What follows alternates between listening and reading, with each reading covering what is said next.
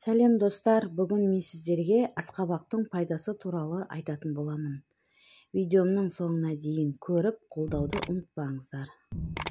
Адам ағзасына тигізетін асқабақты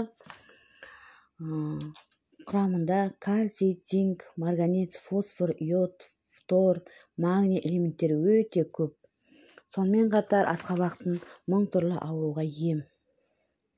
Көпшілігіміз күнделікті пайдаға асырып жүрген асқабақтың ағзамызға тигізер пайдасын біле бермейміз.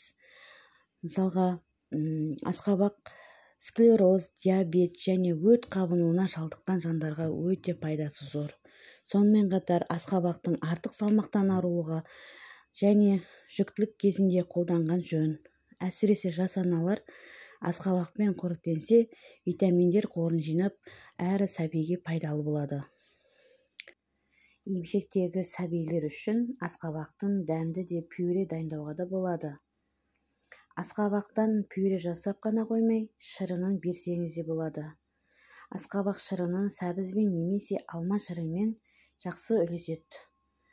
Балғын асқабақтан дайындалған ботқа емдік қасиеттерге өте үлкен бай. Сондықтан тер ауруларына емдеуге өте пайдасы көп. Жатар алдында балмен араласқан 1 стакан асқабақ шырынын ішсеңіз, ұйқыңыз тыныш, шайдай ашылып азанда тұрасыз.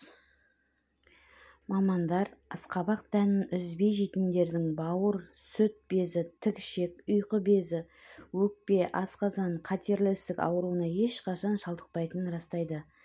Өздеріңіз білетіндей, қант диабетіне шалдыққан науқастардың белгілі бір мәзірде тамақтануы тиіс. Қантыны, тәттіні, ащыны, майлыны шектесе, ал көкөніс, жеміс, буға піскен және қайнатылған тағамдарға рұқсат етіледі. Оған қоса асқабақ дәнінің кереметтей пайдасы бар екенін айтылады. Бұл бағалы дән ағзадағы улы заттарды шығарады, жасушаларды жаңартады және инсулин дұрыс бөлінуін қадағалайды. Нәтижесінде қандағы қант мөлшерін өз қалпына келтіреді. Сонымен қатар ерлер денсаулығын жақсартады. Видео ұнаса, тіркелуді ұмытпаңыздар.